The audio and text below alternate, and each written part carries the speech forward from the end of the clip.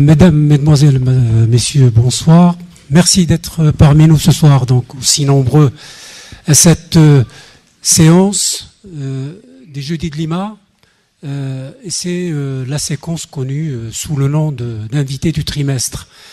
Et qui nous a permis, depuis des années d'ailleurs, de décliner sous des formes politiques, philosophiques, économiques, des thématiques et de recevoir des personnalités du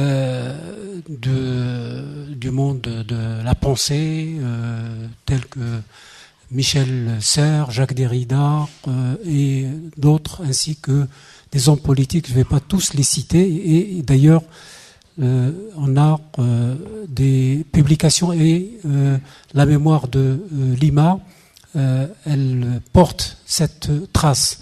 Ce soir, nous avons le plaisir et l'honneur de recevoir l'un des grands philosophes français qui a proposé donc de rebondir, de réagir sur une actualité qui n'en finit pas, à travers le mot révolution. Que veut dire la révolution? À quoi renvoie-t-elle? Est-ce que ce que a connu le monde arabe s'apparente à une révolution ou c'est autre chose que la révolution? Évidemment, c'est l'une des hypothèses de travail que va développer Alain Badiou. Pour la petite histoire, on a le plaisir évidemment de le recevoir à double titre. D'abord parce que, comme je l'ai dit, c'est un grand philosophe. Il est visible, on le suit régulièrement à travers ses débats à la télévision, à travers ses publications évidemment, et aussi parce que c'est un homme d'action, c'est un homme engagé. Et j'ouvrirai juste une petite parenthèse pour rappeler que Alain Badiou est né au Maroc en 1937, à Rabat, et tout à l'heure, au cours d'un échange comme ça informel, il nous a appris que son père était le professeur de Mehdi Ben Barka. Et à cause donc de son engagement pour contre le colonialisme, contre toutes les formes d'oppression, il a été expulsé du Maroc. Voilà. Peut-être qu'il reviendra tout à l'heure pour développer un peu cet aspect, parce que je suis sûr que notre public y tient. Et je voudrais, avant de céder la parole à Jean-Claude Perrier, qui est journaliste et écrivain au magazine Livre Hebdo, que je remercie vivement d'avoir accepté de modérer cette table ronde. Je vous rappelle que demain, nous recevons l'historien, aussi traducteur, André Miquel.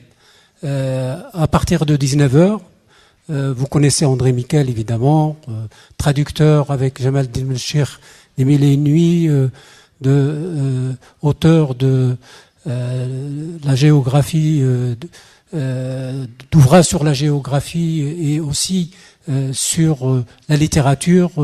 Et c'est quelqu'un qui a réhabilité, qui va nous présenter un nouveau regard sur le monde arabe et sur la culture arabe d'aujourd'hui. Voilà. Et puis, enfin, dernière rencontre avec une grande personnalité, le 16 décembre, nous recevons Edgar Morin. Ce sera l'occasion aussi, avec lui, de revenir sous le thème alerte en Méditerranée, sur ce drame qui se joue au quotidien devant nos yeux, à travers donc ces émigrés, à travers cette tragédie, cette odyssée qui a bénéficié évidemment d'une couverture médiatique, mais l'Europe, on a l'impression qu'elle tourne déjà le dos à tout ce qui s'est passé à Lampedusa et ce que connaissent aujourd'hui ces nouveaux migrants qui viennent d'Afghanistan, de Syrie et d'autres nouveaux pays. Voilà, sans plus tarder, je passe le micro à Jean-Claude Perrier. Je vous remercie de d'être nombreux ce soir, et c'est un signe que la philosophie, elle se porte bien. Voilà, merci. Merci Mathilde. Ça marche. Donc merci à vous, mesdames et messieurs, d'être aussi nombreux à ce jeudi de Lima. Bien sûr, c'est un honneur et un plaisir de figurer à cette table à côté d'Alain Badiou. Alors, selon la formule convenue, on ne présente plus Alain Badiou, n'est-ce pas? Mais comme vous et moi n'avons peut-être pas en tête toute la richesse, la diversité de son parcours, je vais me permettre, avant qu'il ne nous fasse un exposé, de, comme ça, glisser quelques repères et puis aussi quelques pistes, puisque le déroulement de cette rencontre devrait être le suivant. Donc après les quelques minutes que je vais vous infliger, Alain Badiou nous fera un exposé. Ensuite seront nées forcément des questions sur cet exposé ou sur d'autres thèmes auxquels il voudra bien répondre. Et enfin, vous aurez la possibilité vous-même de poser des questions à Alain Badiou avant de pouvoir, si vous le souhaitez, vous faire dédicacer tel ou tel de ses ouvrages. Alors, comme l'a rappelé Mathie tout à l'heure, Alain Badiou est donc né au Maroc. Il nous confiait tout à l'heure qu'il y a vécu assez peu de temps dans ses jeunes années, donc, mais il a quand même un souvenir, et puis ça marque quand même, c'est naître dans une culture comme ça, c'est pas impunément, je dirais. Ce qui est frappant dans cette trajectoire, c'est qu'elle est à la fois multiple, comme si Alain Badiou avait un peu des vies parallèles plus que successives. Et d'ailleurs, j'ai lu qu'il était très attaché à ce qu'on ne classifie pas son travail et son parcours en tranches, mais que tout ça forme un ensemble cohérent. Vous êtes contre la dichotomie, mais plutôt pour la cohérence. Alors, je disais ampleur et diversité, donc Alain Badiou, philosophe, évidemment, qui est maintenant professeur honoraire à l'École normale supérieure de la rue d'Ulm, où il anime nonobstant un séminaire mensuel. Mais Alain Badiou est aussi essayiste, bien sûr, et plus inattendu d'une certaine façon, romancier, c'est pas si fréquent chez les philosophes, et encore moins attendu d'une certaine façon, passionné de théâtre. Et petite confidence, aussi tout à l'heure, il aurait même songé un moment à devenir comédien, donc on en parlera peut-être tout à l'heure. Homme de théâtre, dramaturge, auteur de pièces, donc passionné par le théâtre. Et je dirais, en tant que passionné par le théâtre, le champ politique ne pouvait pas le laisser indifférent. Le grand théâtre du monde. On vous a rappelé tout à l'heure que Alain Badiou est un homme engagé, mais pas seulement un intellectuel engagé, c'est un militant. Il a été très tôt un militant politique, sur les traces de son père, donc engagé au PSU, avec ensuite un parcours politique très riche sur lequel évidemment il reviendra. Moi, ce qui m'a frappé dans cette histoire, c'est qu'il est quasiment le seul maoïste que je connaisse à ne pas renier cette part de son engagement politique et de son passé, alors que tout le reste de l'intelligentsia maoïste des années 60-70, évidemment, a renié tout ça avec pas mépris, mais enfin s'est empressé d'une certaine façon de renier tout ça. Bien entendu, on parlera de ces révolutions arabes avec les guillemets s'il le faut, etc. Et Alain Badiou nous en parlera.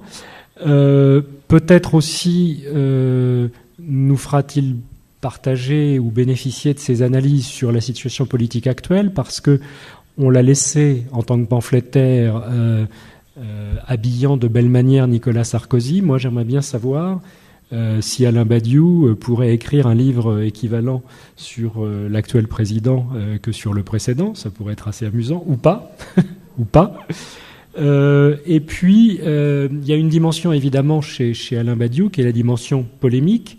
C'est quelqu'un qui ne recule pas devant l'attaque énergique, voire frontale, et en retour, il a reçu son lot de controverses, de polémiques, et là peut-être aussi fera-t-on un point sur tout ça.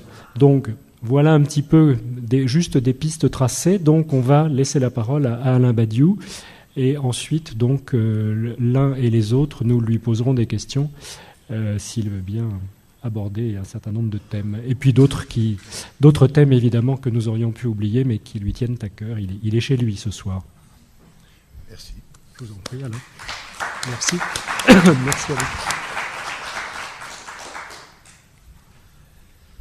Oui, alors je voudrais commencer par dire que je ne parle pas ici à aucun titre en tant que spécialiste du monde arabe. Je n'en suis pas spécialiste au sens de l'expérience immédiate, qui peut être celle des habitants des pays qui composent ce monde, et notamment de ceux qui ont participé ou participent directement à ce qui est un peu le sujet de ce soir, à savoir les épisodes successifs qui ont marqué récemment l'évolution historique de la situation dans ce monde arabe. Et ce, bien qu'en effet je sois né au Maroc, par l'effet de ce qu'on pourrait appeler un hasard de type colonial. Mais je ne suis pas non plus un spécialiste journalistique, académique ou diplomatique des régions du monde concernées, parce qu'il a reçu, entre autres noms, celui de printemps arabe, et dont les conséquences sont loin d'être tout advenues. En somme, je n'ai pas eu à ce jour de lien concret, matériel, avec les situations dont je vais parler. Un de mes maîtres, dont vous avez rappelé l'importance, Mao Tse-tung, avait coutume de dire que, étant donné une situation concrète, ceux qui n'ont pas fait d'enquête sur cette situation n'ont pas droit à la parole. En un sens, donc, je n'ai pas de droit particulier à la parole sur le printemps arabe, et je dois donc justifier mon intervention ici, même comme n'étant ni celle d'un acteur, qu'il soit important ou minuscule, ni celle d'un témoin, ni celle d'un savant qui lit et parle la langue arabe dans ses différentes inflexions.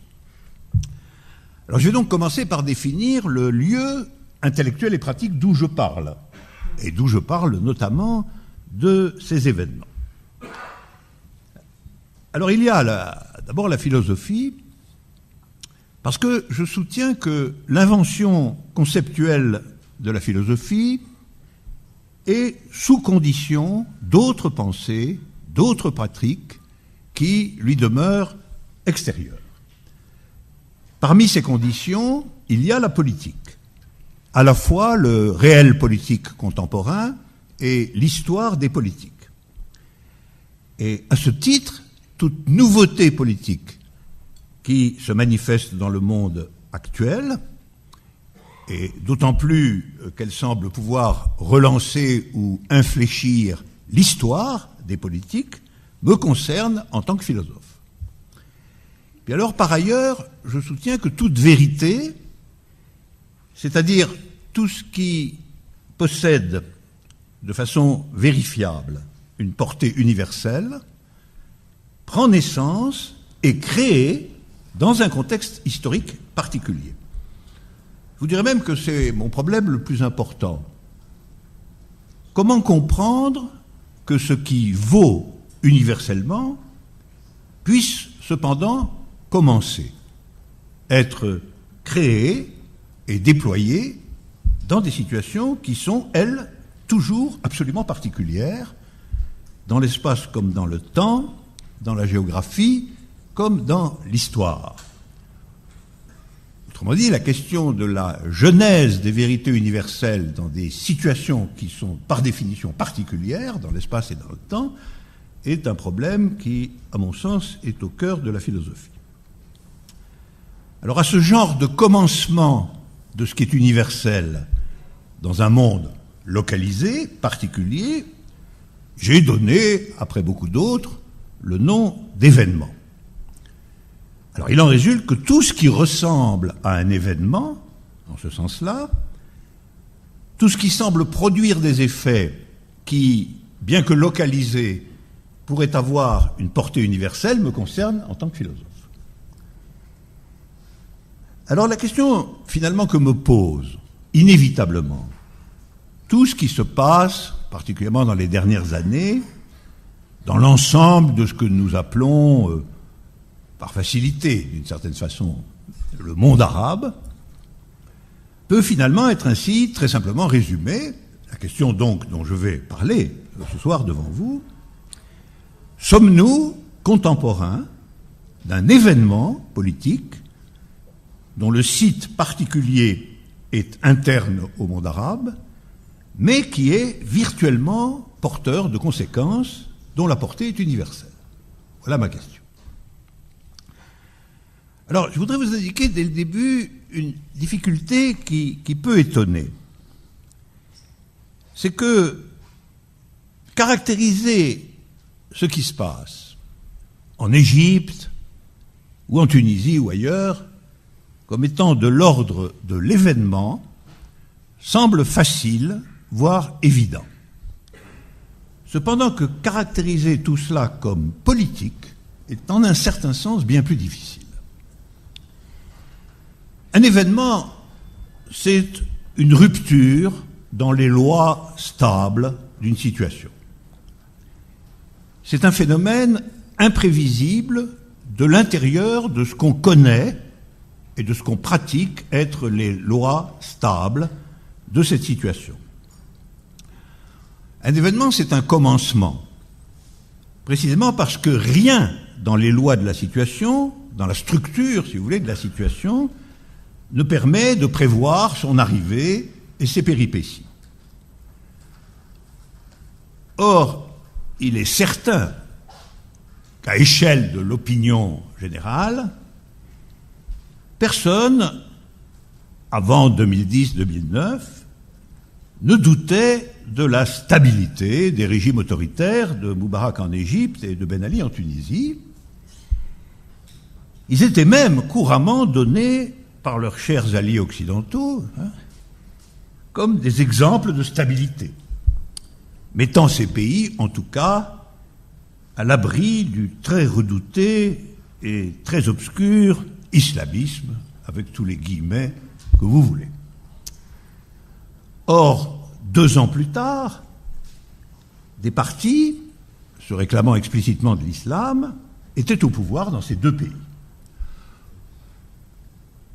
Ce pouvoir, nous le savons aujourd'hui, mais nous pouvions le prévoir, était fragile, il était très précaire. Mais, après tout, tout ce qui advient de façon événementielle est d'abord précaire. Comment ce qui apparaît comme une exception historique, comme une défaillance locale des lois établies, pourrait-il être immédiatement doté d'une forte puissance? Cette précarité n'est donc pas étonnante. Elle nous indique seulement que l'événement n'est pas clos, que le renversement local des pouvoirs établis n'a pas encore pris une nouvelle forme stable. L'extrême fragilité des nouveaux pouvoirs, la continuation des violences, l'incertitude sur l'issue des combats, tout cela ne contredit pas, mais au contraire confirme qu'il y a, dans certains pays du monde arabe, les signes forts d'un événement. Il y a du reste d'autres signes.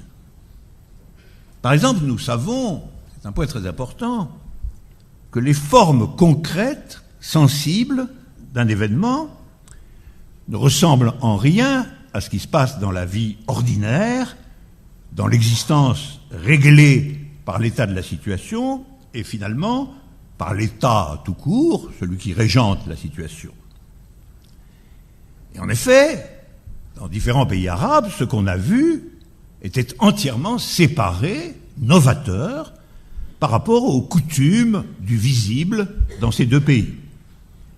Rassemblements populaires gigantesques, coopération entre groupes ordinairement séparés, voire hostiles, diversité de la provenance sociale, occupation nuit et jour organisée par le peuple lui-même de grands espaces du centre-ville, échauffourée à la périphérie interdisant la pénétration de la police, démocratie sauvage, mais aussi parfaitement pacifique. Toutes ces caractéristiques qui sont celles de ce qu'on peut nommer, de ce qu'on a nommé la démocratie de masse, que je nomme pour ma part le communisme de mouvement, c'est-à-dire le puissant sentiment, n'est-ce pas, d'égalité et d'unité qui organise pendant un certain temps la foule, sont indubitablement des signes événementiels, des signes que l'on a affaire à une exception historique au sens d'un événement. Alors maintenant, s'agit-il à proprement parler de politique et en quel sens? Cette question est beaucoup plus délicate. On pourrait dire naturellement, c'est une évidence.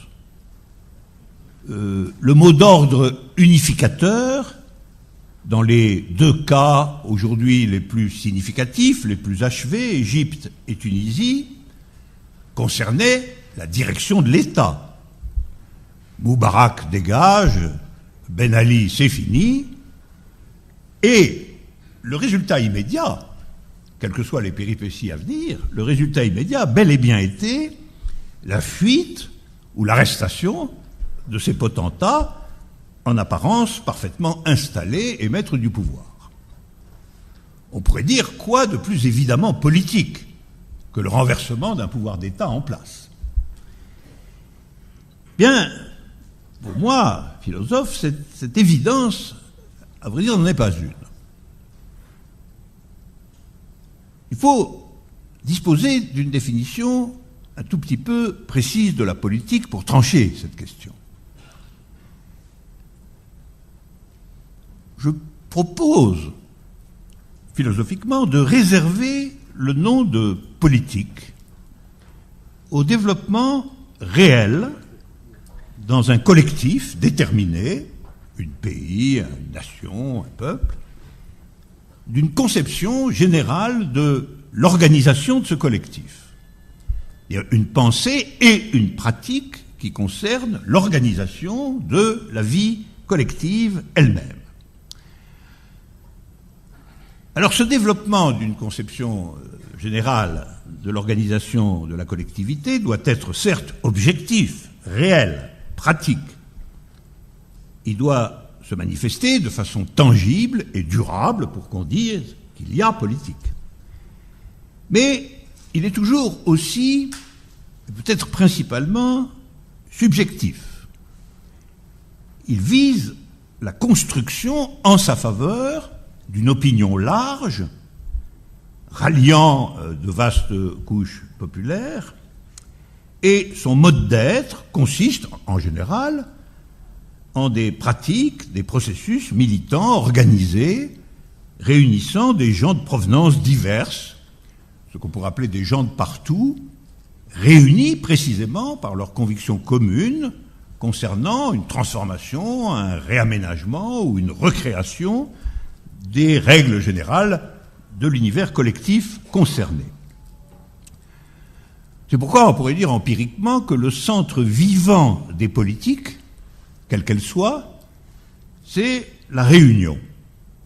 La réunion, petite ou grande, de la réunion à la manifestation ou à l'occupation ou au rassemblement, réunion dans laquelle est discuté un mot d'ordre, en même temps que sont collectivement mises au point des décisions qu'implique ce mot d'ordre, sa propagation, les conditions de son amélioration et de son éventuelle victoire, tout cela référé à la conception partagée de ce que peut être cette recréation, cette réinvention de l'univers collectif.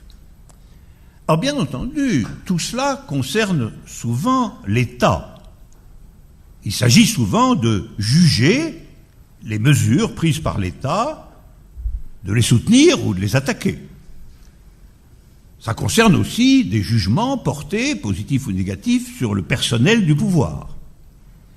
Mais il s'en faut de beaucoup, et c'est une idée à mon sens très importante, que la gestion de l'État soit l'unique enjeu des politiques. Il s'en faut donc de beaucoup que le pouvoir, la prise du pouvoir d'État, soit l'alpha et l'oméga des politiques. C'est une habitude que nous avons prise, mais c'est une mauvaise habitude. Je soutiendrai volontiers que la plupart du temps, l'État est profondément apolitique. Son objectif principal est de persévérer dans son être, et non pas de changer radicalement les règles de l'existence collective. l'État est essentiellement conservateur. Nous avons pu voir que le fait qu'il s'appelle État socialiste ne change pas grand-chose à cette nature essentiellement conservatrice. L'État tend à réprimer tout ce qui n'est pas conforme à la conservation de l'ordre établi, quel que soit par ailleurs cet ordre. L'État, en réalité, a horreur des événements. L'État prétend, lui, au monopole de la politique, en grande partie parce que la dimension subjective des vraies politiques, des politiques militantes, ne lui plaît nullement. Encore moins les manifestations massives et unifiées, donc de type événementiel, dont il sait d'instinct que la plupart du temps elles sont dirigées contre lui, contre son conservatisme brutal. Et il y a en effet peu d'exceptions. L'État cherche le plus souvent, et regardez autour de vous, y compris aujourd'hui, vous en trouverez des preuves, l'État cherche le plus souvent à dépolitiser la situation qu'il domine. L'État, en réalité, n'aime pas la politique, en son sens déployé, populaire et massif. Nous pouvons donc dire que demander l'élimination d'un dirigeant de l'État, Moubarak dégage, peut certes être un des mots d'ordre d'une politique, visant en particulier à libérer les politiques vraies que l'État proscrit ou dont il se méfie, que le pouvoir d'État tend à asphyxier. Car le pouvoir d'État tend toujours à asphyxier les formes radicales de la volonté populaire. Mais cela ne peut en aucune façon permettre d'identifier la pratique de l'État comme tout entière politique. Alors du reste, je pense que de façon plus générale, c'est une conséquence des définitions que je propose, une politique dépend de ses affirmations fondamentales, des principes qui sont les siens. Par exemple, des principes de justice, des principes d'égalité, des principes de liberté, tels qu'ils peuvent être mis en œuvre dans une situation concrète. Or, évidemment, ces principes ne peuvent exister, dans une situation concrète, sous la seule forme d'une négation. Un principe contient toujours une part essentielle d'affirmation concernant ce qui est visé, voulu, désiré, quant à la transformation de la situation collective. Alors, nous ne voyons que trop, aujourd'hui, que des mots d'ordre comme Moubarak dégage ont une portée exclusivement tactique. Ce sont des mots d'ordre unificateurs de politiques vraisemblablement ou virtuellement différentes, dès lors qu'elles auraient à se confronter à leur dimension affirmative. Les mots d'ordre négatifs rassemblent bien plus largement que les affirmations créatrices.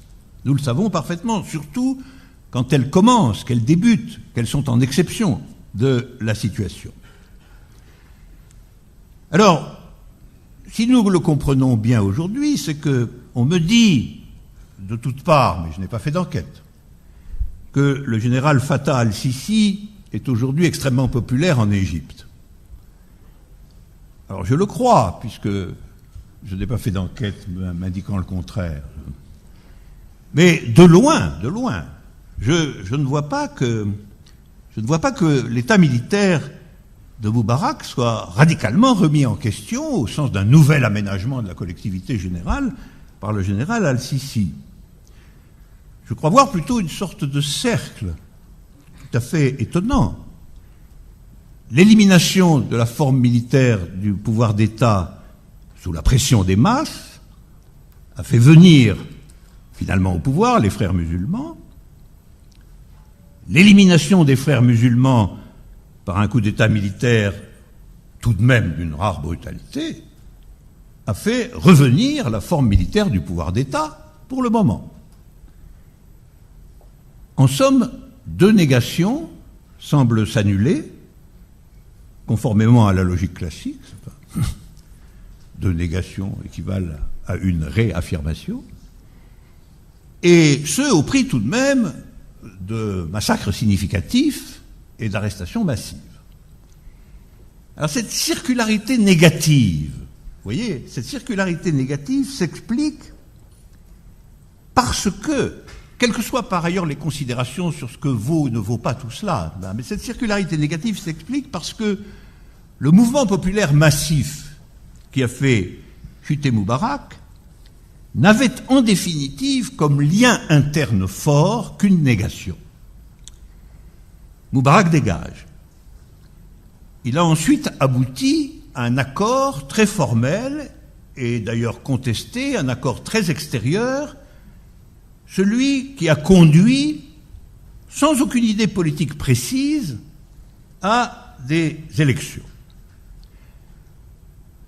C'est la preuve, il faut retenir, que la procédure électorale comme telle ne définit bien évidemment aucune politique. Elle peut elle-même être interne à une simple coalition négative. À vrai dire, il n'y a aucun rapport vivant, saisissable, entre un puissant mouvement populaire et la procédure électorale. Nous en avons fait l'expérience ici, en mai 68, permettez-moi de parler en ancien combattant, où, après un tumulte de masse un peu sans précédent, les élections ont reconduit au pouvoir une majorité gaulliste écrasante. Ce qui prouve bien qu'entre le mouvement lui-même, si massif qu'il ait été, et la procédure électorale, il n'y avait aucune continuité assignable. Mais même, en la circonstance, une contradiction manifeste. Au fond, l'idée de l'élection, quand elle n'est pas directement répressive, elle arrive là où fait entièrement défaut, dans le mouvement de masse, une unité politique qui ne soit pas seulement cristallisée dans une négation, mais qui prenne la forme d'une unité politique affirmative, inventive et organisée. Alors ça nous conduit à la relation entre politique et mouvement. Et finalement, entre ce qu'on pourrait appeler la création politique et le mouvement historique. Un événement populaire massif est certes un événement de l'histoire. J'ai dit qu'en la matière, il n'y avait pas l'ombre d'un doute s'agissant de ce qui a été appelé le printemps arabe. Cependant, il ne crée une possibilité politique nouvelle que si sa dimension affirmative, ses principes unificateurs, ce qui en constitue la force et la durée, n'est pas réductible à un mot d'ordre tactique et négatif.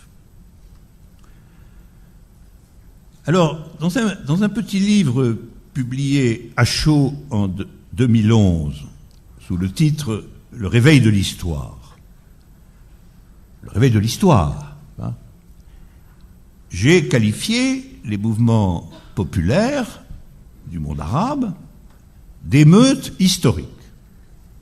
Des émeutes historiques.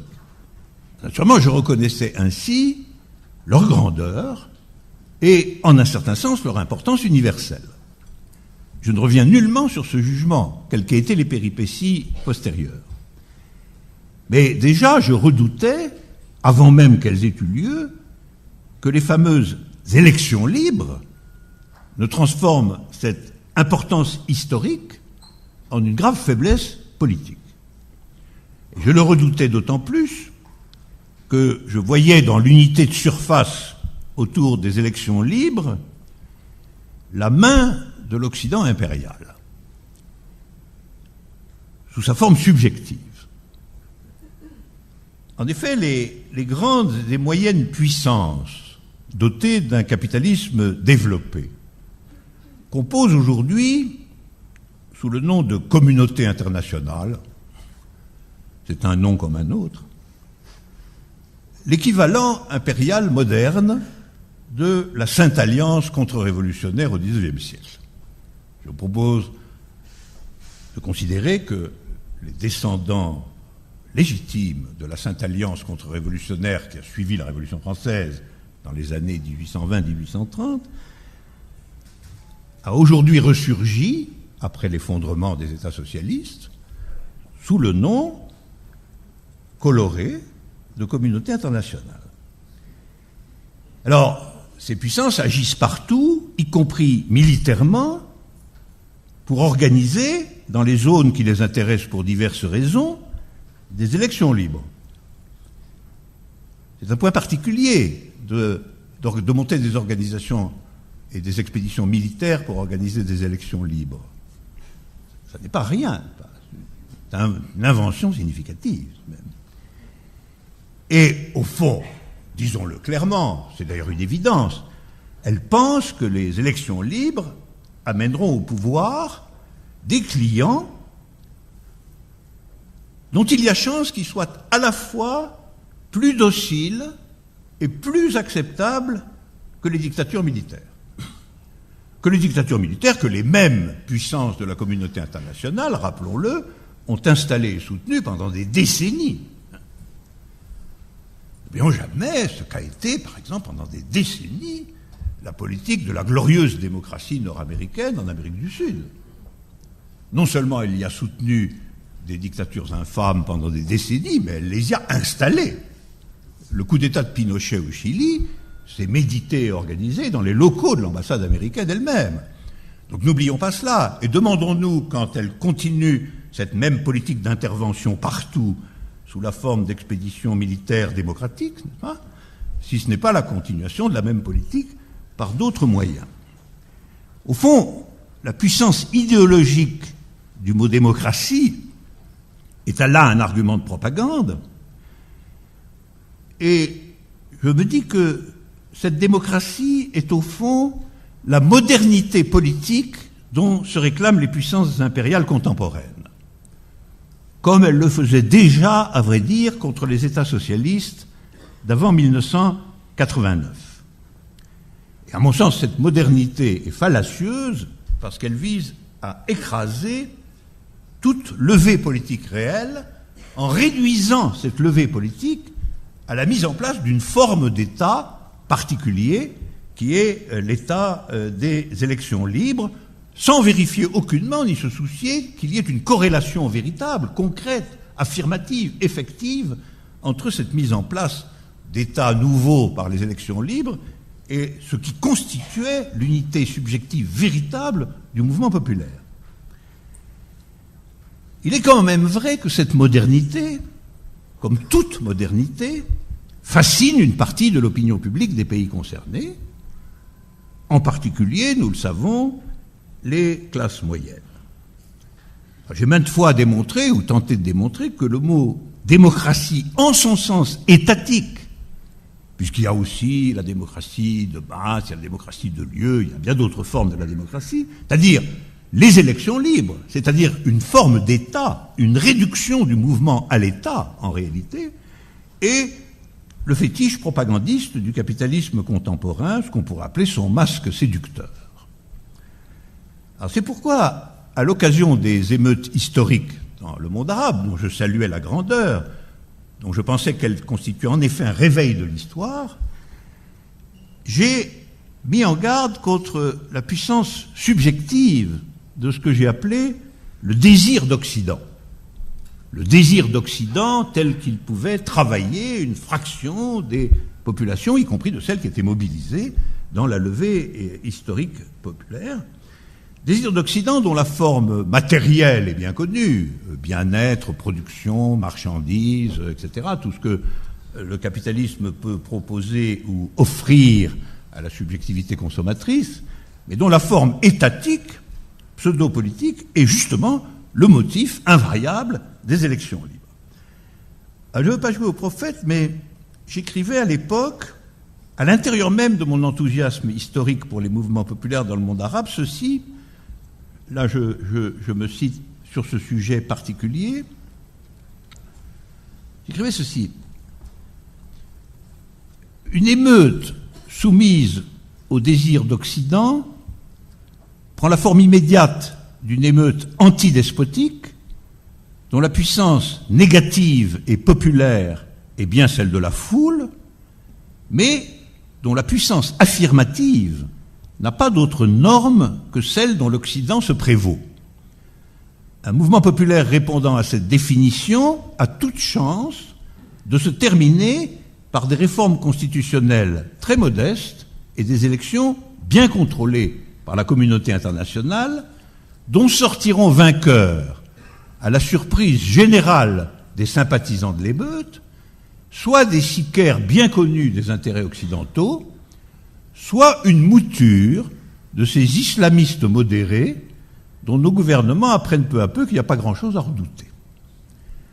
Je propose de dire qu'au terme d'un tel processus, on aura assisté à un phénomène d'inclusion occidentale de la levée historique dans le monde arabe. Là, vous voyez, tout va se jouer donc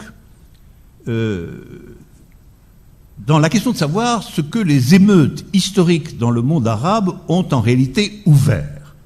Ouvert qui leur soit propre, qui ne soit pas l'imposition abstraite des élections libres, lesquelles ont donné immédiatement le pouvoir à un groupe qui était resté largement à la remorque, sinon absent, du mouvement populaire lui-même. Alors, je considère que, jusqu'à ce jour, dans une large mesure, les émeutes historiques dans le monde arabe ont échoué, mais cet échec peut tout à fait être provisoire, nous y reviendrons. Elles ont échoué à ouvrir la possibilité d'une nouveauté politique radicale pour la raison suivante. Unifié dans une démocratie de masse remarquable et nouvelle, le mouvement populaire a trouvé son unité dans la négation des formes existantes de l'État.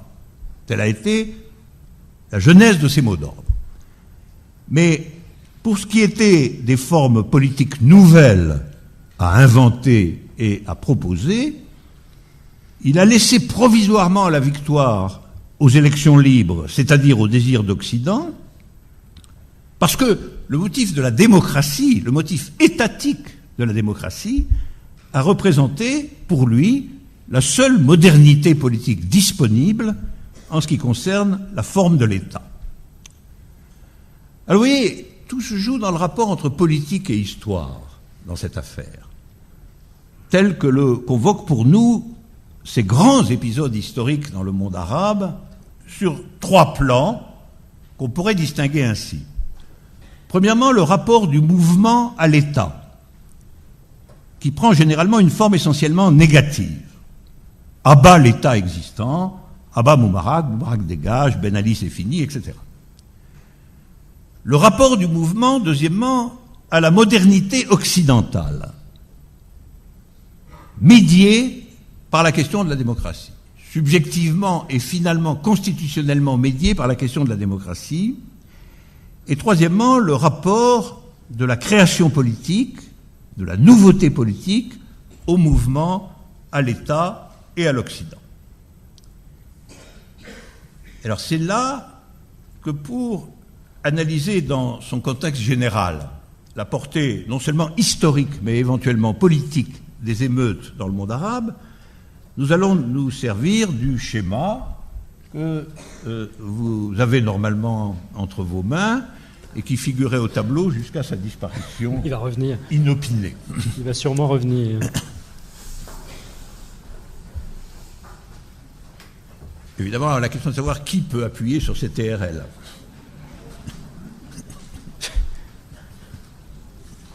C'est là que ça se passe. J'ai pas pris le papier, moi. J'ai pas compris que ça accompagnait le... Voilà, le voilà là. Ah. Oui, j'en ai besoin un peu. Oui, oui. Je peux suivre.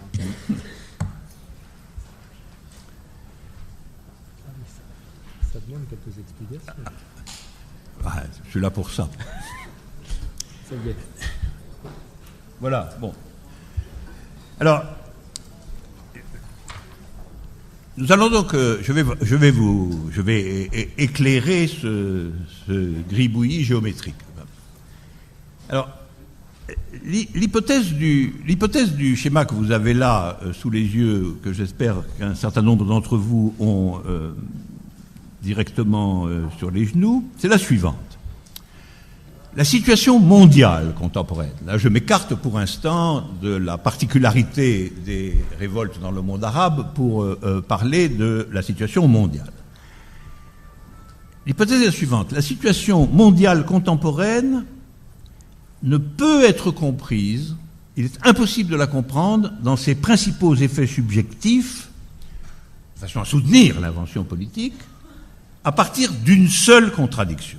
Donc un énoncé très modeste qui consiste à dire, voilà, il n'y a pas de schéma efficace concernant la situation mondiale qui reposerait sur l'idée que la situation mondiale est dominée par une seule contradiction. Or, c'est ce que prétendent, d'une certaine manière, les trois camps politiques virtuels ou réels existants dans le monde, qui sont respectivement ce que j'appellerais le camp occidental et impérial, le camp réactif, réactionnaire, réactif, on peut dire aussi traditionnaliste, on peut choisir les mots, nous y reviendrons, et enfin le camp qu'on peut appeler marxiste classique. Voilà. Disons que ces trois, à échelle véritablement globale, l'analyse de la situation mondiale des politiques se fait dans ce cadre-là. Alors, premièrement, chacun propose une contradiction politique dominante. Le camp occidental est impérial, celui des zones, des pays ou des États où domine le grand capitalisme mondialisé, fait propagande de ce qu'il est le seul représentant de l'unique modernité politique, à savoir l'État représentatif démocratique qui tire sa légitimité des élections libres. Il est le porteur de ce modèle, de cette matrice, comme étant ce dont il se prévaut comme modernité politique réalisée. De ce point de vue-là, la contradiction principale, sur fond de capitalisme considéré comme naturel et inévitable, n'est-ce pas, sur fond de capitalisme comme forme naturelle de l'économie, la contradiction est alors, dit la propagande, la contradiction entre dictature et démocratie. Et on est donc fondé et habilité, en termes de politique mondiale, à intervenir contre les dictatures au nom de la démocratie, ce que l'on fait lorsque la dictature n'est pas trop grosse. Que se méfie le petit dictateur. Le Libyen, on lui fera la peau. Le Chinois, on y regardera 2 fois. Mais néanmoins, la propagande générale se fait avec comme noyau cette contradiction-là, la contradiction entre dictature et démocratie. Deuxièmement, ce que j'appellerais le camp réactif, traditionnaliste ou réactionnaire ou conservateur, en appelle, lui, non pas du tout à la modernité politique de la démocratie, mais il en appelle à la tradition contre la modernité. Alors qui se réclame du christianisme, de l'islam, du nationalisme, de la race, de la culture, ou même d'un vieux socialisme étatisé et paralytique, ça définit les circonstances locales de ce courant. Mais l'essentiel consiste à prôner une compatibilité que l'on désire entre le retour ou le maintien d'un enracinement traditionnel réactif de la société et le capitalisme dominant. Ce n'est pas du tout une figure anticapitaliste, c'est une figure qui assume en réalité, elle aussi, le capitalisme comme la forme inévitable et inéluctable d'organisation de la production collective, mais elle affirme que c'est compatible avec des éléments de maintien, voire de renforcement de la tradition sous toutes ses formes, c'est-à-dire de ce qu'on pourrait appeler le vieux monde. Sous sa forme politique absolument active et hargneuse, je crois qu'on peut donner à cette vision des choses le nom générique de fascisme. mais en le prenant en quelque sorte à plat, en appelant fascisme une vision antimoderniste acharnée, nostalgique de l'époque des nations et du conservatisme, mais articulée violemment au capitalisme lui-même, qui ne remet pas en cause la naturalité fondamentale du capitalisme. Alors pour ce courant, la contradiction principale, sur fond de nouveau de capitalisme évident et naturel, c'est la contradiction entre les vicieuses libertés modernes et l'ordre traditionnel. Et encore une fois, l'ordre traditionnel peut être défini de bien des façons. Et enfin, troisièmement, il y aurait un camp militant, aujourd'hui très affaibli à échelle planétaire, qui soutient que la contradiction principale et unique demeure celle qui oppose le mouvement d'émancipation collective, socialiste ou communiste, le mouvement, comme le disait Marx, de libre association, au capitalisme lui-même. Donc vous voyez, dans les trois cas, on a une contradiction dominante unique qui régit la subjectivité politique potentielle. La contradiction entre démocratie et dictature, la contradiction entre tradition et modernité, ou la contradiction, finalement, entre communisme et capitalisme. Alors, j'appartiens en certain sens à cette dernière orientation, donc j'assume qu'elle est la plus minoritaire de toutes, celle qui doit être reconstruite de fond en comble, etc., etc. Mais je propose de travailler, vous voyez, la conjoncture contemporaine, dont les pays du monde arabe sont un point particulièrement sensible, à partir d'un travail qui se fait sur deux contradictions et non pas une seule. Voilà, c'est une proposition particulièrement simple.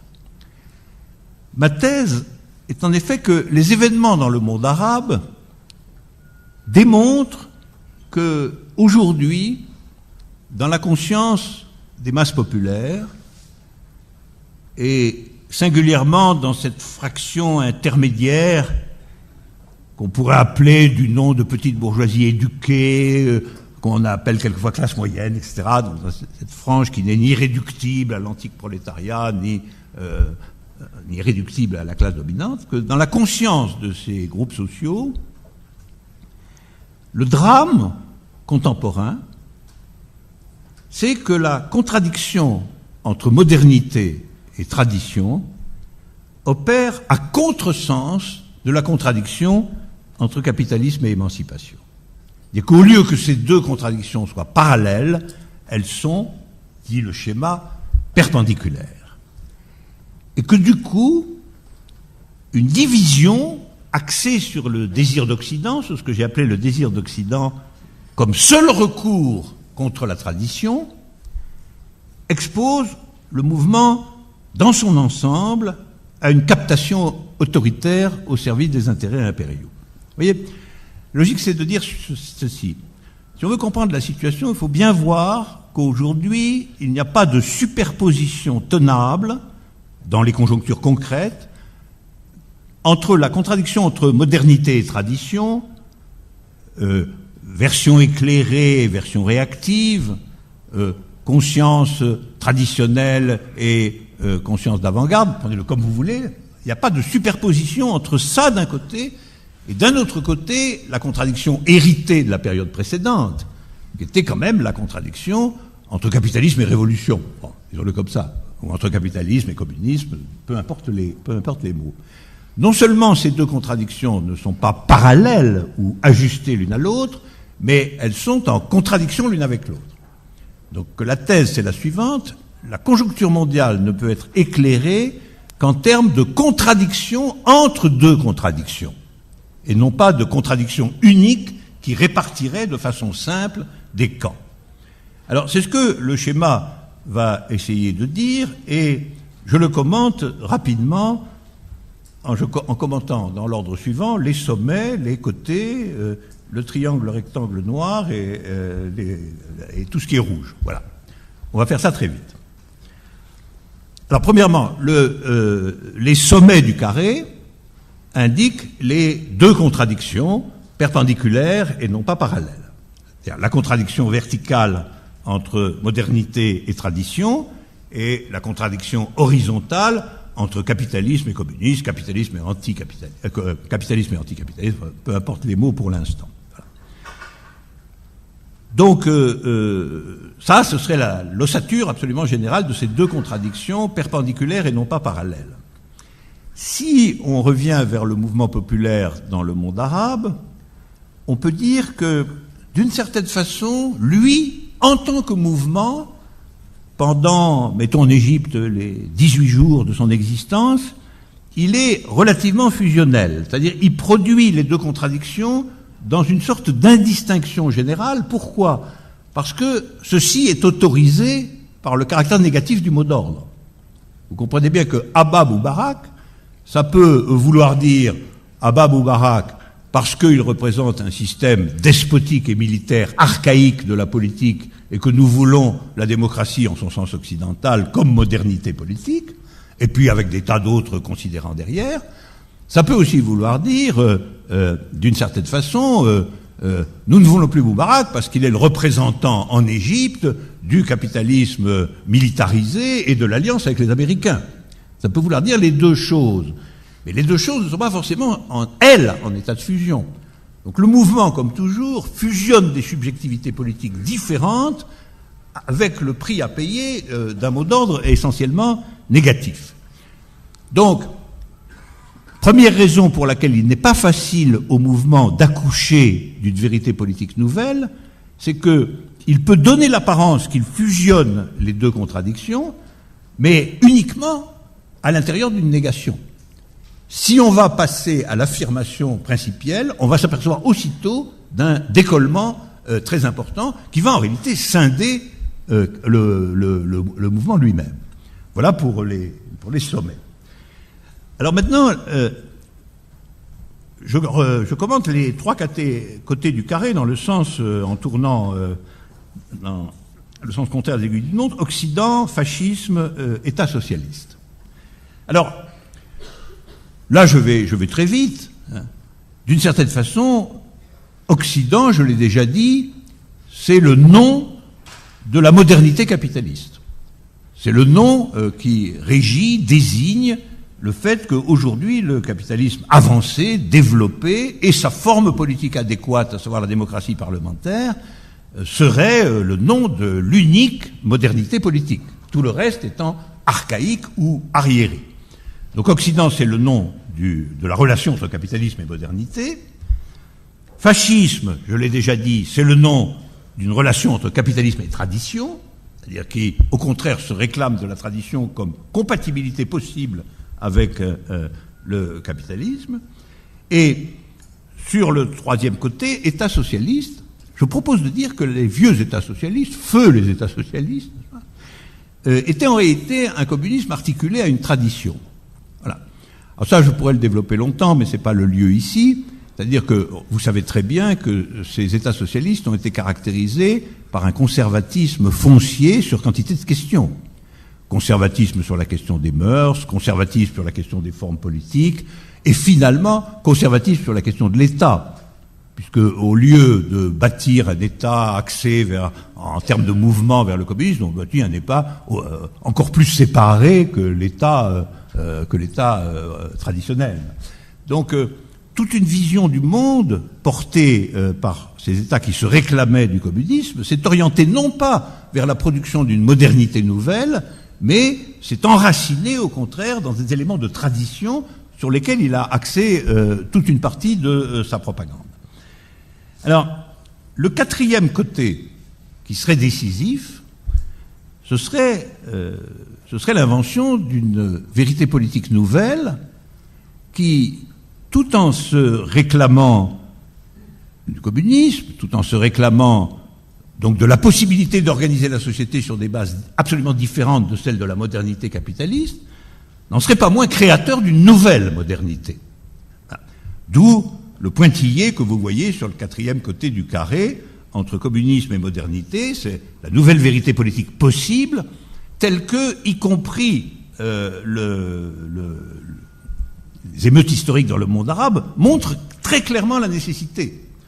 C'est-à-dire que si vous n'avez pas ce quatrième côté, vous n'avez plus le choix qu'entre l'articulation traditionnelle du capitalisme et l'articulation occidentale moderne de la même chose. Et c'est cela qui se passe, exactement. C'est-à-dire que la scission du mouvement se fait selon des lignes qui ne permettent pas d'accoucher de ce dont ça pourrait être la promesse, à savoir une nouvelle modernité politique.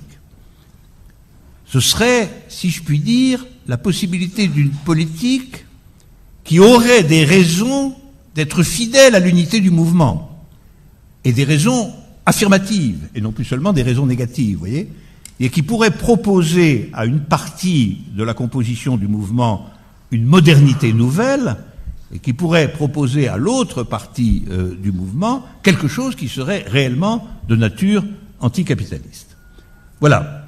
Alors, à partir de là, on pourrait développer toute série de conséquences détaillées sur lesquelles je vais passer rapidement, et qui porteraient, point par point, je vous donne simplement les têtes de chapitre. On pourrait, à titre d'exemple, avec ce schéma, simplement réduit pour l'instant à son carré, vous expliquerez à vous-même la complexité de l'intérieur du carré.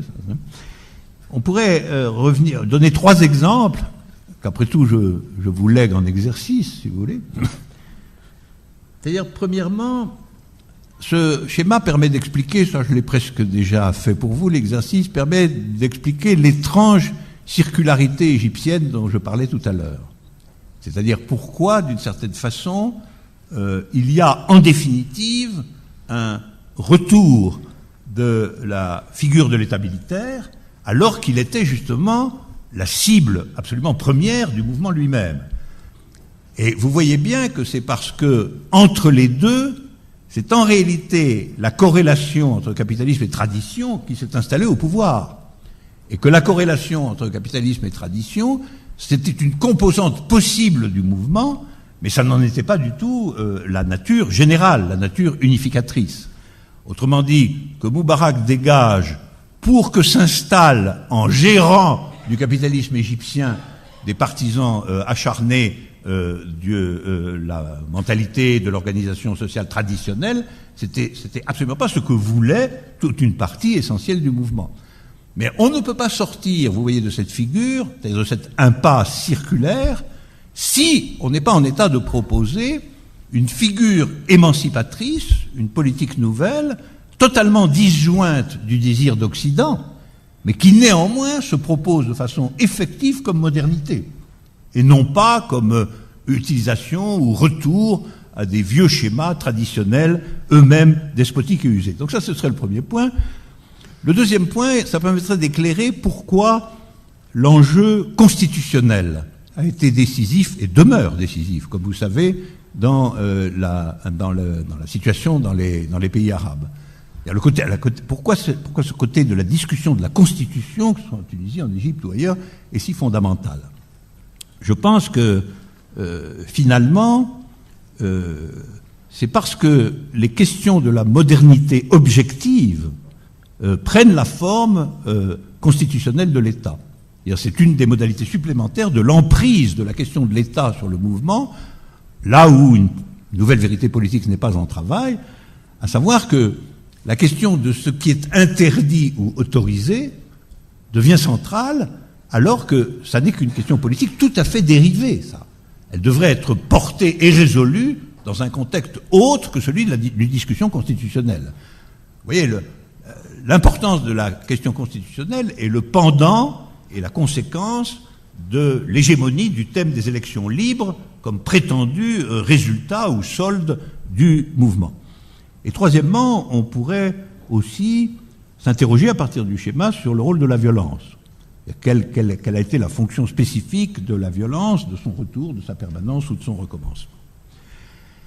Alors, on a demandé, c'était la question, c'était mon exercice supposé, on a demandé si dans tout cela il était question de parler de révolution. Voilà. Alors le problème que tout ce que j'ai dit soulève, c'est est-ce que nous savons aujourd'hui ce que c'est qu'une révolution? Alors nous savons en tout cas que même si Moubarak dégage, comme il se peut bien que vienne Al-Sisi, révolution prend son sens habituel de la révolution des astres, hein, c'est-à-dire tourner autour du même centre. Nous savons aussi que, évidemment, la Constitution peut changer, mais le capitalisme et l'inégalité demeurent. Donc ça, c'est la question du point fixe. Le débat constitutionnel, si âpre soit-il, ne touche pas en réalité au point fixe de la situation.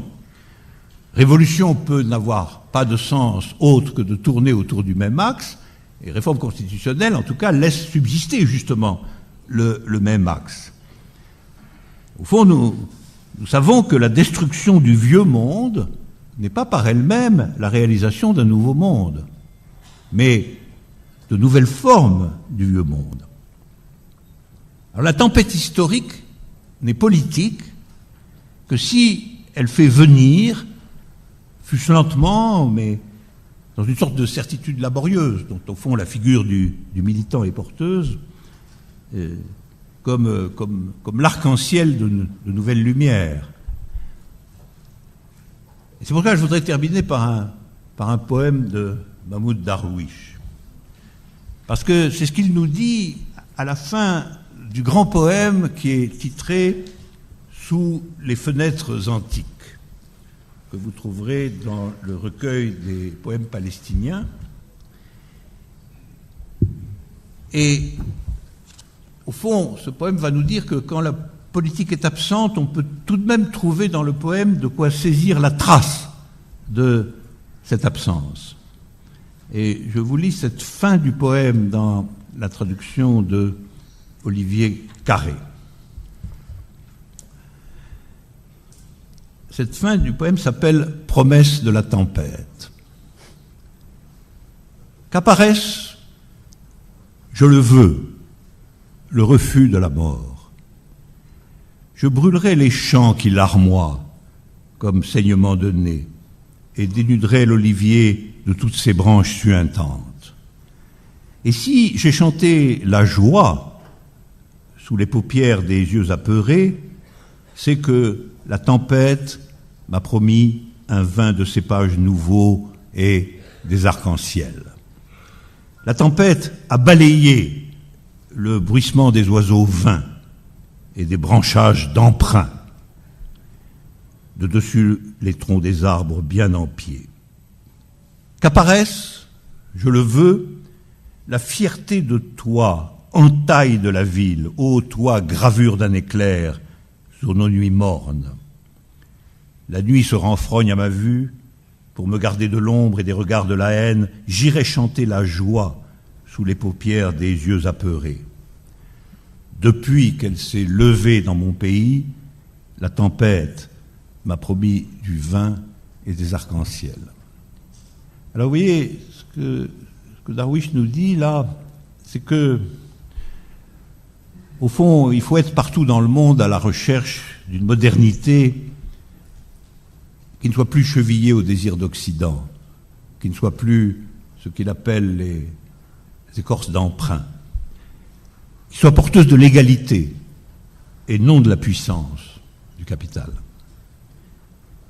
qui soit la régénérescence de l'arbre solide dont parle aussi Darwish, l'arbre solide du communisme aujourd'hui flétri,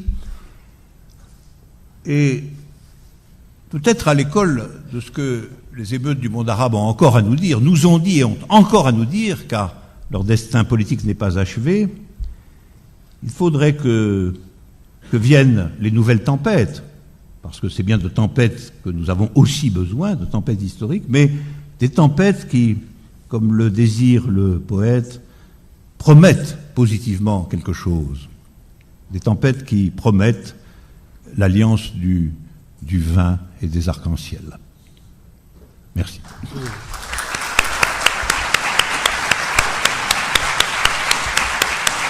Magnifique, quelle belle fin.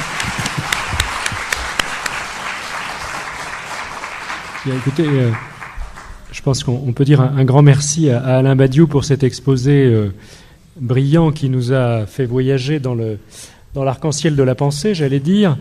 Avant que ceux d'entre vous qui ont quelques questions rapides, je pense, à poser à Alain Badiou, moi j'avais deux questions, un petit peu remarques à lui faire. Premièrement, bien que pour nous référer à votre maître Mao, vous n'ayez pas fait d'enquête, j'aimerais que vous nous disiez si, à vos yeux, la situation en Égypte et en Tunisie est en tout point similaire, ou s'il n'y a pas, dans ces glissements, dans ces révolutions au sens mécanique du terme, s'il n'y a pas des différences. Parce que vous avez pas mal parlé de l'Égypte. Est-ce qu'on peut déjà établir cette chose? Et ensuite, si vous le voulez bien, j'aimerais que vous reveniez sur une notion qui me semble importante, qui est celle de légitimité dans ces mouvements. Parce qu'on a l'impression, nous, de l'extérieur et non philosophes, qu'il y a une quête de légitimité et que ce qui semblait une légitimité évidente ne l'est plus. C'est-à-dire celle d'élection, qui parle, comme vous diriez vous en marxiste, d'où ça parle, et quelle est la légitimité des gens qui parlent? Est-ce qu'elle est successive? Est-ce que ce sont des légitimités légitimes, j'allais dire? Si vous voulez bien nous éclairer sur ces deux points. En ce qui concerne sur la question particulière qui m'a donné lieu à intervention, à savoir les modalités dans lesquelles apparaît historiquement la difficulté d'articulation entre l'événement historique et la nouveauté politique, c'était ça au fond le problème central, il me semble, mais que la situation en Tunisie n'est pas absolument superposable à la situation en Égypte, pour la raison que, à ma connaissance en tout cas, elle est encore ouverte, la situation en Tunisie. On est au stade où, d'une certaine façon, le pouvoir issu des élections libres est en situation d'accepter éventuellement son remplacement, ce qu'en Égypte, Morsi non seulement a refusé catégoriquement, mais si je puis dire continue à refuser, au prix d'un préalable accord sur notamment certaines des configurations de la Constitution. Donc on est dans un stade différent vraiment, et dont l'issue n'est pas préformée. Là, je ne connais pas assez la situation dans son détail pour me lancer dans la moindre prédiction, évidemment. Mais je vois bien que ça n'est pas la même chose. C'est-à-dire que on n'est pas dans un processus dont la circularité est engagée de la même façon. On est dans un moment de face à face accepté de part et d'autre, mais qui n'en reste pas moins un face à face avec, pour l'instant, un accord qui n'est pas praticable, et donc des décisions qui sont constamment reportées à plus tard. D'autre part, j'ai le sentiment que cette liberté relative est aussi liée au fait que la Tunisie est sans doute, là aussi je m'avance, mais est sans doute un enjeu moins fondamental et moins stratégique que l'Égypte, et que donc l'agitation, si je puis dire, des grandes puissances à son sujet est moins prégnante. Il faut quand même voir que l'Égypte l'Égypte est une société, enfin un pays qui était un point d'appui majeur de la politique occidentale dans tout le Moyen-Orient. C'est une situation fondamentale. Moi, j'ai toujours considéré, bien avant même qu'il y ait ces événements, que c'était en partie la clé de la situation. Bien sûr, il y a l'Iran, bien sûr, il y a la Syrie, bien sûr, mais l'Égypte, c'était quand même le grand pays frontalier d'Israël, celui qui a mené les dernières grandes guerres entre le monde arabe et Israël. C'est un pays extrêmement peuplé, une grande nation historique. Enfin, pour toutes sortes de raisons convergentes, ce qui se passe en Égypte est, à mon avis, tout à fait déterminant pour une puissance, les États-Unis, qui était son bailleur de fonds quand même. L'appareil militaire égyptien, une créature entretenue quand même par les Américains. Vous savez que le soutien du budget américain à l'Égypte est le plus important mondialement. C'est vraiment... Alors pour toutes ces raisons, je pense qu'il faudra sans doute dégager des énergies bien plus considérables en Égypte pour modifier radicalement la situation, et que là, ça suppose vraiment absolument l'ouverture à une échelle de temps qu'on ne connaît pas d'une politique la politique d'une modernité nouvelle. Alors qu'en Tunisie, je pense que le jeu est quand même plus ouvert. Voilà, plus ouvert, mais enfin. Et moins violent. Hein? Et moins violent. Moins violent, engageant des moindres masses. Et puis, les origines ne sont pas tout à fait identiques non plus. La capacité organisée, malgré tout, du monde ouvrier a perduré en Tunisie. Le syndicat est resté une entité significative, un interlocuteur effectif de la situation. Il y a vraiment des différences importantes.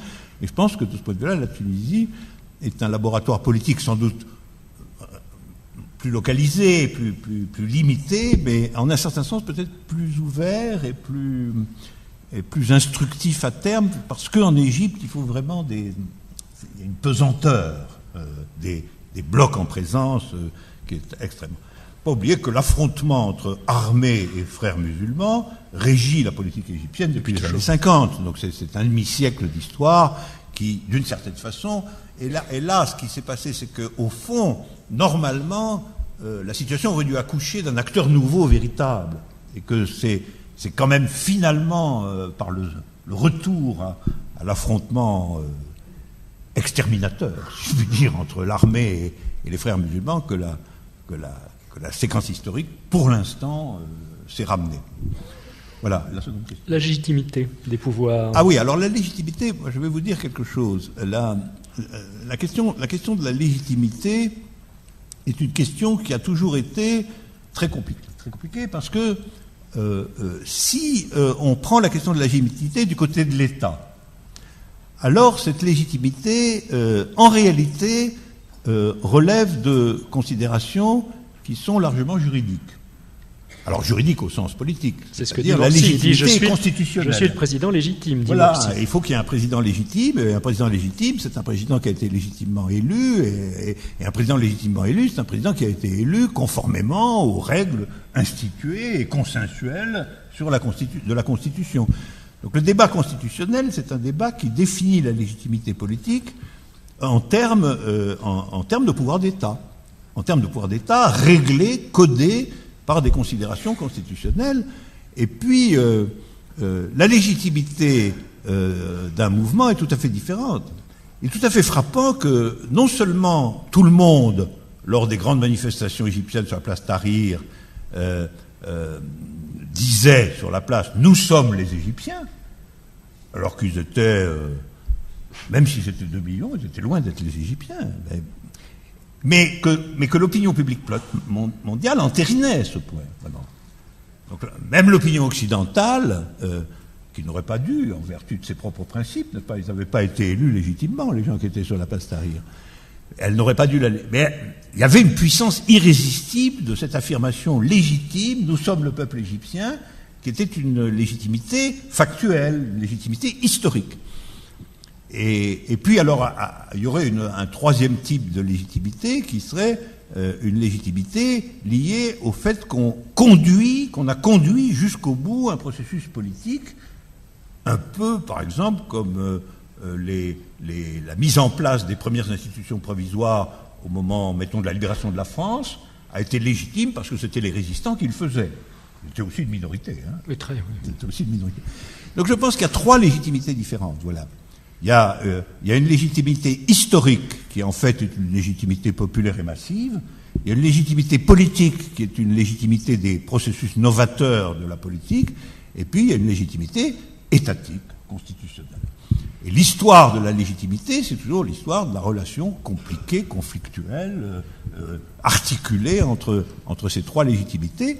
Et là, on voit très bien, les élections libres, c'était la tentative de passer d'une légitimité historique à une légitimité étatique. Mais ça n'a pas marché.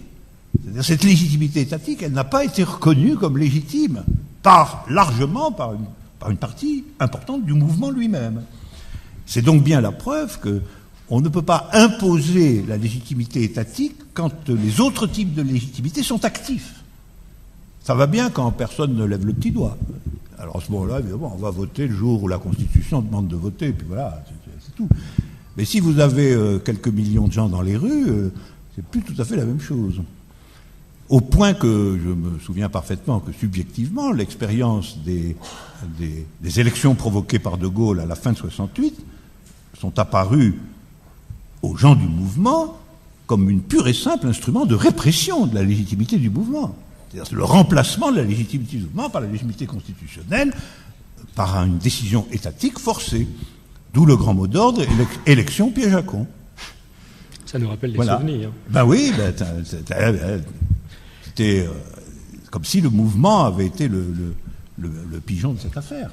C'est intéressant parce qu'au-delà des révolutions arabes dont on a parlé, ce mot de légitimité revient extrêmement fréquemment. Ben oui. Mais pour la contester plutôt.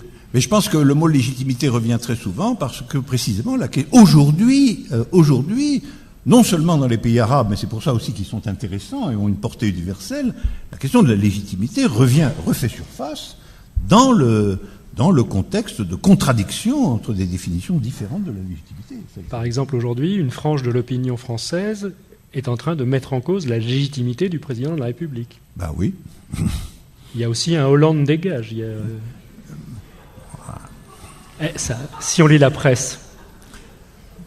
Ben oui, mais c'est tout ce que j'ai dit indique qu'il faut aussi se méfier de ça, malheureusement. C'est-à-dire qu'Hollande dégage. Il y a beaucoup de gens, moi personnellement, Hollande, vous imaginez. Mais il y a beaucoup de gens qui disent Hollande dégage avec qui j'ai pas envie de le dire. Oui, c'est le problème. Pardon de vous avoir ramené à des considérations plus terre à terre, mais c'était bien de décélérer parce que là on était vraiment dans l'empiré. Nos amis ont des questions, mademoiselle. Si vous voulez faire passer des micros, il y a des mains qui se lèvent. Il y avait une main verte là-bas, enfin une manche verte, et le monsieur là. Oui, il y avait une manche verte un peu vers le fond. Monsieur. Oui, alors je vous demanderai de poser des questions assez brèves pour qu'Alain Badiou puisse y répondre et que le maximum d'entre nous puisse lui poser des questions dans le temps qui nous est imparti. Merci. Alors très brièvement, il me semble quand même que la seule constitution légitime, c'est l'adresse à l'autre. Et l'adresse à l'autre, vous avez terminé par là, c'est une adresse poétique. C'est-à-dire ce qui est constituant, c'est l'autre en tant qu'autre, c'est-à-dire comme cet événement peut-être politique constituant, qui est la parole de poésie. Alors je m'interroge, est-ce que fondamentalement, puisque c'est votre orientation générale, comment fait-on pour en parler, non pas là-bas, dans le tumulte, avec cette sympathie d'aspiration qui frise l'enthousiasme, pour reprendre les mots de Kant, pour le pur idée de révolution. Est-ce que cette révolution, comment fait-elle pour se constituer légitimement comme adresse poétique à l'autre, où, dans quel lieu, dans quelles circonstances, sur les places, dans la révolution, ou ici, parce que nous nous adressons mutuellement les uns aux autres? Voilà, cette question trop courte. J'aimerais pouvoir vous répondre. Sacrée question. On avait dit une question courte et simple. Je peux quand même dire quelque chose. Je pense que, en réalité, dans l'événement, je pense qu'il y a toujours, à un moment donné, un énoncé fondamental. Je prends énoncé en un sens assez flou. Et la création de cet énoncé fondamental, on peut parfaitement dire qu'elle a une portée poétique. Parce que, d'une certaine façon, étant donné qu'un événement véritable est imprévisible, il est aussi, d'une certaine manière, innommable. C'est-à-dire que si on prend les coutumes de nomination, on n'a pas de nom disponible pour le nommer. Alors, si on admet que la poésie, c'est ce qui tente de nommer ce que d'habitude on ne peut pas nommer, on peut dire qu'il y a toujours un moment dans les révolutions où un nom, qui peut être un nom qui avait déjà des différents sens, mais prend une intensité, un nom, une phrase, un mot d'ordre. Vous comprenez bien que l'apparition dans la Révolution de 89 de liberté, égalité, fraternité, vous pouvez le considérer comme un poème historique, vraiment. Hein, comme quelque chose qui est à la fois scandé, sonore, musical, et qui en même temps porte une intensité subjective prodigieuse et dont les conséquences résonnent jusqu'à aujourd'hui, après tout. Hein. C'est ça. Alors, sur ce que je peux dire, c'est que Moubarak dégage, ça n'a pas autant d'allure. La vertu poétique est moindre, mais la vertu poétique, c'est aussi probablement une vertu liée à ce que je disais, c'est-à-dire le moment où de l'intensité historique émerge une possibilité politique qui a aussi son propre mot d'ordre. Merci. Il nous reste 5 minutes en tout, donc une question, mais vraiment une vraie question et très courte, très très courte. Parce que sinon, Alain va partir dans un brillant dégagement et on y passe la nuit. Moi, je veux bien, mais notre puissance invitante ne serait pas d'accord. Monsieur, je vais abréger. Très courte. Je vais demander à Alain Badiou si il ne trouve pas par hasard que toutes ces révolutions, même si sous réserve de révolutions modèle type française, ou bolchevique ou peut-être iranienne, décapitant le pouvoir tout entier, vous ne trouvez pas que ce sont des émeutes ou des révolutions, des révoltes qui ont été absorbées, voire détournées géopolitiquement à l'épreuve de la séquence égyptienne et syrienne?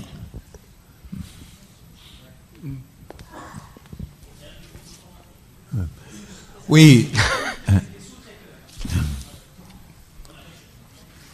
Oui, ça ce serait un débat à soi tout seul. Je suis convaincu, je lui ai fait allusion à la fin, que le contexte géopolitique a infléchi et rendu de plus en plus complexe et obscur ce qui tentait d'être dit en réalité dans le mouvement populaire initial.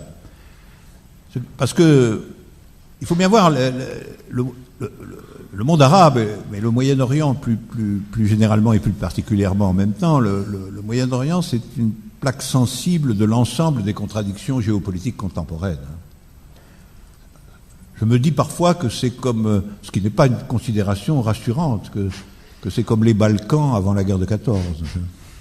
C'est-à-dire un mélange de conflits, d'interventions étrangères, de chacun à ses patrons, de livraison d'armes, de guerre civile, etc., de mouvements révolutionnaires. Exactement. Il y a guerre mondiale sur votre schéma, on n'a pas eu le temps de le commenter, mais ça ça fout les boules.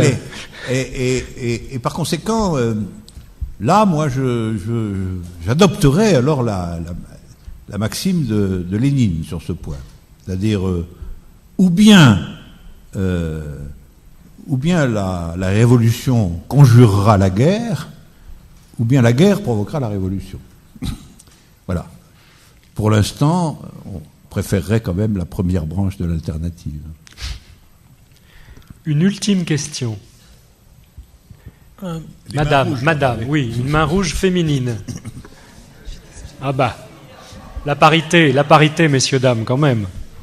De toute façon, ces pays, depuis le 19e siècle, sont entièrement colonisés. Est-ce que l'Égypte peut faire ce qu'elle veut? Est-ce que la Syrie peut faire ce qu'elle veut? Est-ce que le monde arabe peut faire ce qu'il veut? J'ai eu 20 ans à Beyrouth. Ceci dit, je vais vous dire. Ce que vous oubliez de dire, c'est qu'en 2009, le roi d'Arabie Saoudite arrive à Damas. C'est pas une question, madame, ça. Je vous en supplie. Ils font un billet de banque. Oui. Garanti sur le pétrole. Vous vous rendez compte? Est-ce que vous voulez le DVD de monsieur Strauss-Kahn, qui en 2009 dit « Il nous faut la Turquie dans l'Europe, parce que comme ça on la tient ».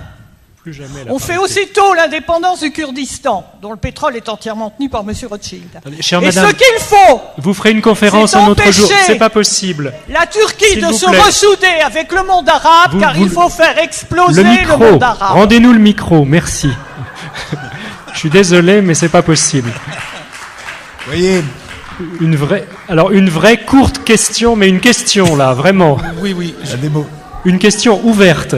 Oui, juste une courte question. Oui, mais vous avez cité les 3 mots-clés pour la France: liberté, égalité, fraternité. Dans votre discours, vous avez parlé beaucoup du mot dégage, en l'attribuant à l'Égypte, c'est d'abord tunisien. Et les Tunisiens ont dit dégage, et en plus, et en parallèle, ils ont dit liberté, dignité, justice. Et ben voilà. Ouais. Ça va ? Oui, non, je voulais simplement dire que j'ai entendu aussi cette affirmation, mais tout le point lorsque vous dites liberté, dignité, justice, en réalité, évidemment, tout le point, c'est c'est de savoir ce qu'on entend aujourd'hui par justice. Et il faut quand même en dire un peu davantage, parce que la division des choses aujourd'hui, si on prend les deux contradictions dont j'ai parlé, elle repose sur le fait que, après tout, la distinction entre modernité et tradition ne se prononce pas expressément sur ce que c'est que la justice. Elle a chacun des deux pôles a sa propre définition de la justice. C'est l'autre, c'est la contradiction transversale qui, là, propose une contradiction explicite à propos de la justice et qui déclare que, en tout cas, tant que le capitalisme organise les sociétés mondialisées, la justice est impossible à proprement parler. Voilà. Donc moi je suis d'accord avec ça, mais les nouveaux poèmes positifs à écrire, ce sont les poèmes de la justice, vraiment, aujourd'hui. C'est-à-dire que on pourrait dire que tout ça revient à dire quelle est la proposition contemporaine concernant la justice. Et ça, c'est une question que j'estime ouverte, parce qu'on a des abstractions là-dessus, égalité, collectivisation, etc. Mais en tant que mot d'ordre qui serait significatif, ouvrirait une nouvelle époque des politiques, on est dans un intervalle, on est dans une période encore obscure. Alors on va être obligé de se séparer sur cette obscurité. Merci encore Alain Badiou, merci à vous tous.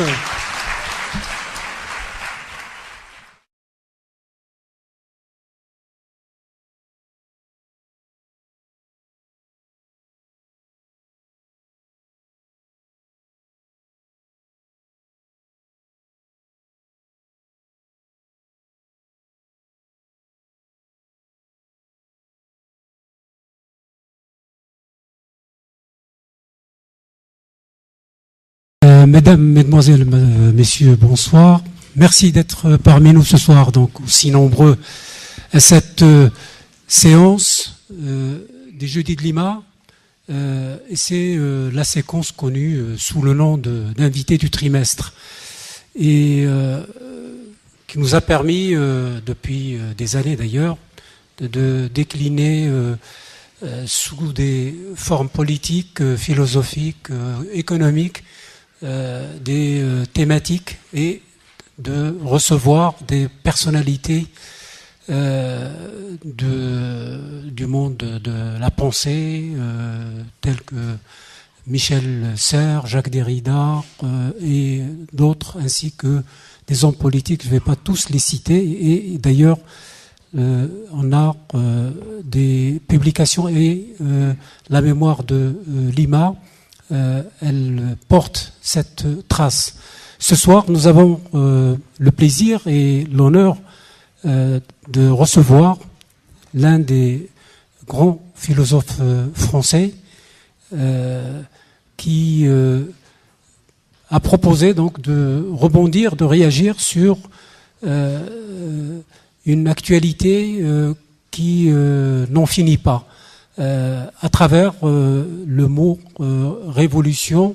Que veut dire la révolution? À quoi renvoie-t-elle? Est-ce que ce que a connu le monde arabe s'apparente à une révolution, ou c'est autre chose que la révolution? Avant qu'il ne nous fasse un exposé, de comme ça glisser quelques repères et puis aussi quelques pistes, puisque le déroulement de cette rencontre devrait être le suivant. Donc après les quelques minutes que je vais vous infliger, Alain Badiou nous fera un exposé.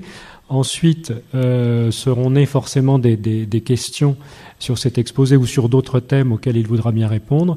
Et enfin, vous aurez la possibilité vous-même de poser des questions à Alain Badiou avant de pouvoir, si vous le souhaitez, vous faire dédicacer tel ou tel de ses ouvrages. Alors, comme l'a rappelé Mati tout à l'heure, Alain Badiou est donc né au Maroc. Il nous confiait tout à l'heure qu'il y a vécu assez peu de temps dans ses jeunes années, donc, mais il a quand même un souvenir, et puis ça marque quand même. C'est naître dans une culture comme ça, c'est pas impunément, je dirais. Ce qui est frappant dans cette trajectoire, c'est qu'elle est à la fois multiple, comme si Alain Badiou avait un peu des vies parallèles plus que successives. Et d'ailleurs, j'ai lu qu'il était très attaché à ce qu'on ne classifie pas son travail et son parcours en tranches, mais que tout ça forme un ensemble cohérent. Vous êtes contre la dichotomie, mais plutôt pour la la cohérence. Alors, je disais ampleur et diversité, donc Alain Badiou, philosophe, évidemment, qui est maintenant professeur honoraire à l'École normale supérieure de la rue d'Ulm, où il anime nonobstant un séminaire mensuel. Mais Alain Badiou est aussi essayiste, bien sûr, et plus inattendu d'une certaine façon, romancier. C'est pas si fréquent chez les philosophes, et encore moins attendu d'une certaine façon, passionné de théâtre. Et petite confidence, aussi tout à l'heure, il aurait même songé un moment à devenir comédien, donc on en parlera peut-être tout à l'heure. Homme de théâtre. D'ouvrage sur la géographie et aussi sur la littérature. Et c'est quelqu'un qui a réhabilité, qui va nous présenter un nouveau regard sur le monde arabe et sur la culture arabe d'aujourd'hui.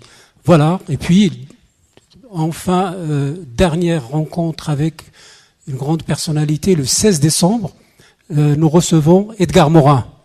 Ce sera l'occasion aussi, avec lui, de revenir sous le thème alerte en Méditerranée, sur ce drame qui se joue au quotidien devant nos yeux, à travers donc ces émigrés, à travers cette tragédie, cette odyssée qui a bénéficié évidemment d'une couverture médiatique, mais l'Europe, on a l'impression qu'elle tourne déjà le dos à tout ce qui s'est passé à Lampedusa et ce que connaissent aujourd'hui ces nouveaux migrants qui viennent d'Afghanistan, de Syrie et d'autres nouveaux pays. Voilà, sans plus tarder, je passe le micro à Jean-Claude Perrier. Je vous remercie d'être nombreux ce soir, et c'est un signe que la philosophie, elle se porte bien. Voilà, merci. Merci Mathilde. Ça marche. Donc merci à vous, mesdames et messieurs, d'être aussi nombreux à ce jeudi de Lima. Bien sûr, c'est un honneur et un plaisir de figurer à cette table à côté d'Alain Badiou. Alors, selon la formule convenue, on ne présente plus Alain Badiou, n'est-ce pas? Mais comme vous et moi n'avons peut-être pas en tête toute la richesse, la diversité de son parcours, je vais me permettre... Évidemment, c'est l'une des hypothèses de travail que va développer Alain Badiou. Pour la petite histoire, on a le plaisir évidemment de le recevoir à double titre. D'abord parce que, comme je l'ai dit, c'est un grand philosophe. Il est visible, on le suit régulièrement à travers ses débats à la télévision, à travers ses publications évidemment. Et aussi parce que c'est un homme d'action, c'est un homme engagé. Et j'ouvrirai juste une petite parenthèse pour rappeler que Alain Badiou est né au Maroc en 1937, à Rabat. Et tout à l'heure, au cours d'un échange comme ça informel, il nous a appris que son père était le professeur de Mehdi Ben Barka. Et à cause donc de son engagement contre le colonialisme, contre toutes les formes d'oppression, il a été expulsé du Maroc. Voilà. Peut-être qu'il reviendra tout à l'heure pour développer un peu cet aspect, parce que je suis sûr que notre public y tient. Et je voudrais, avant de céder la parole à Jean-Claude Perrier, qui est journaliste et écrivain au magazine Livre Hebdo, que je remercie vivement d'avoir accepté de modérer cette table ronde. Je vous rappelle que demain, nous recevons l'historien, aussi traducteur, André Miquel. À partir de 19h, vous connaissez André Miquel évidemment, traducteur avec Jamal Dilmelchir des Mille et une Nuits, auteur de la géographie, dramaturge, auteur de pièces, donc passionné par le théâtre. Et je dirais, en tant que passionné par le théâtre, le champ politique ne pouvait pas le laisser indifférent. Le grand théâtre du monde. On vous a rappelé tout à l'heure que Alain Badiou est un homme engagé, mais pas seulement un intellectuel engagé, c'est un militant. Il a été très tôt un militant politique, sur les traces de son père, donc engagé au PSU, avec ensuite un parcours politique très riche sur lequel évidemment il reviendra. Moi, ce qui m'a frappé dans cette histoire, c'est qu'il est quasiment le seul maoïste que je connaisse à ne pas renier cette part de son engagement politique et de son passé, alors que tout le reste de l'intelligentsia maoïste des années 60-70, évidemment, a renié tout ça avec pas mépris, mais enfin s'est empressé d'une certaine façon de renier tout ça. Bien entendu, on parlera de ces révolutions arabes avec les guillemets s'il le faut, etc. Et Alain Badiou nous en parlera. Peut-être aussi nous fera-t-il partager ou bénéficier de ses analyses sur la situation politique actuelle, parce que on l'a laissé en tant que pamphlétaire habillant de belle manière Nicolas Sarkozy. Moi, j'aimerais bien savoir si Alain Badiou pourrait écrire un livre équivalent sur l'actuel président que sur le précédent. Ça pourrait être assez amusant, ou pas, ou pas. Et puis, il y a une dimension évidemment chez Alain Badiou qui est la dimension polémique. C'est quelqu'un qui ne recule pas devant l'attaque énergique, voire frontale, et en retour, il a reçu son lot de controverses, de polémiques, et là peut-être aussi fera-t-on un point sur tout ça.